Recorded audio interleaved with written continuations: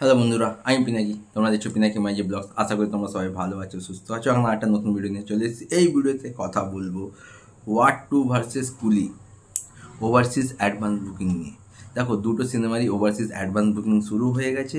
তো কে কাকে বাজিমাত করলো, কে এগিয়ে গেল, কে পিছিয়ে গেল, কত কোটি টাকা এখনও অবধি দুটো সিনেমার মধ্যে অ্যাডভান্স বুকিং করেছে, সমস্ত কিছু নিয়ে এই ভিডিওতে কথা বলবো। তো যারা যারা ওয়ার টু ও কুলি নিয়ে দুটো আপডেট পেতে চাও তো প্লিজ চ্যানেলটা সাবস্ক্রাইব করে দিও, ভিডিও ভালো লাগলে লাইক করে দিও, কমেন্ট করে দিও, শেয়ার করে দিও।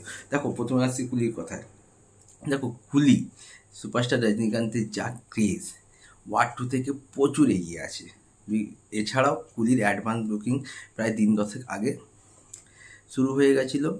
আর ওয়ার টুর অ্যাডভান্স বুকিং 4-5 দিন হয়েছে, যেটা ওভারসিজে শুরু হয়েছে। তো এই দিন দশেক আগে যে কুলি অ্যাডভান্স বুকিং শুরু হয়েছে, তাহলে কীরকম কী কালেকশন করেছে। দেখো, আমি যে কালেকশনের কথাটা বলবো সেটা হচ্ছে ইউএসএ, নর্থ আমেরিকা, আশেপাশের কিছু দেশ নিয়ে। ইউকে, আয়ারল্যান্ড, এগুলো এখনও যেহেতু ফুল পেজে অ্যাডভান্স বুকিং শুরু হয়নি, সেই জন্য এটা নিয়ে এদের ডেটা আমি দিতে পারবো না।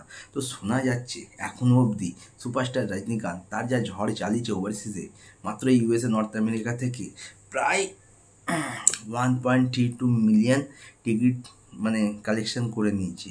এটা যদি আমরা ইন্ডিয়ান রুপিসে কনভার্ট করি, প্রায় 10 থেকে 11 কোটি এখনও অবধি কালেকশন করে নিয়েছে ওভারসিজ থেকে সুপারস্টার রজনীকান্তের কুলি।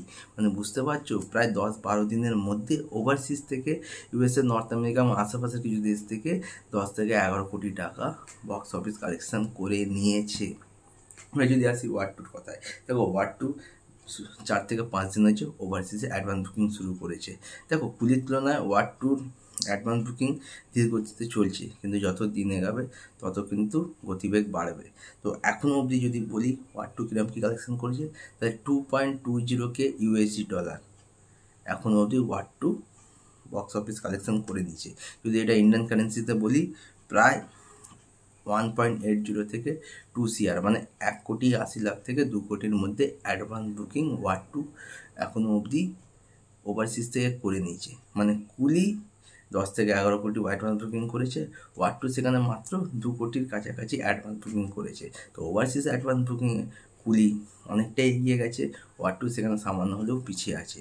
আর ইন্ডিয়াতে কবে থেকে অ্যাডভান্স বুকিং শুরু হবে সেটাও তোমরা ডিটেলসে আপডেট পেয়ে যাবে। আপাতত ভিডিও এটুকুই। দেখা হচ্ছে একটা নতুন ভিডিও নিয়ে, ততক্ষণ টাটা।